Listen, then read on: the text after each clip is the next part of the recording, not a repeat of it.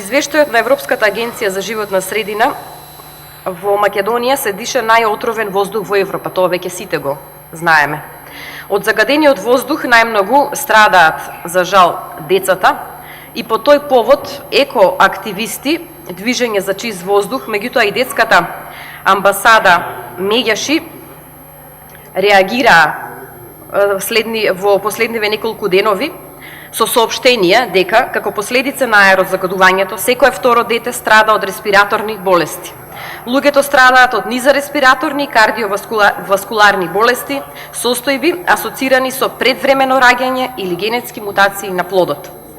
Загадениот воздух е еден од најголемите фактори за смртност кај децата и тоа мора веднаш да се спречи.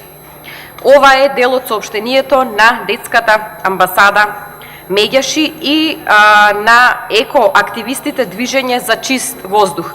Моето прашање до Министерството за животна средина е дали моментално постои и се спроведува барем една конкретна мерка со која ќе се откријат и спречат најголемите загадувачи на воздухот и дали и кога планирате, барем во градот Скопје, да се направат испитувања и за загадувањето на амбиентниот воздух од индустријските капацитети, а не само на загадувањето од загревањето на домакинствата и сообраќајот. Не барам алиби, воздухот е загаден, но сите податоци, особено што играте со чувствата на болните, се податоци за период од 2014 до 2016 година.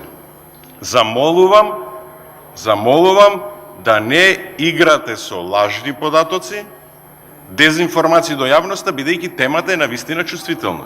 И да ве замолам да се приклучите, како што го направивме тоа вчера во заедничко договарање на заклучоците, да се приклучите во поддршка на имплементација на заклучоците што се надевам ова собрание ќе ги донесе, бидејќи тоа ќе доведе до решение. Особено ме радува фактот што се добивме поддршка да го забраниме јагленот за грејење во домаќинствата. Тоа ќе значи многу почист воздух и тоа ќе значи пред се повеќе здравје за оние семејства, децата на оние семејства кои што за жал, предпоставам од социјални причини, граѓаните го користат дома за загревање. Овај поддршка, замолувам, за планот за чист воздух, кој што за прв пат е стратешки приоритет и програма на владата.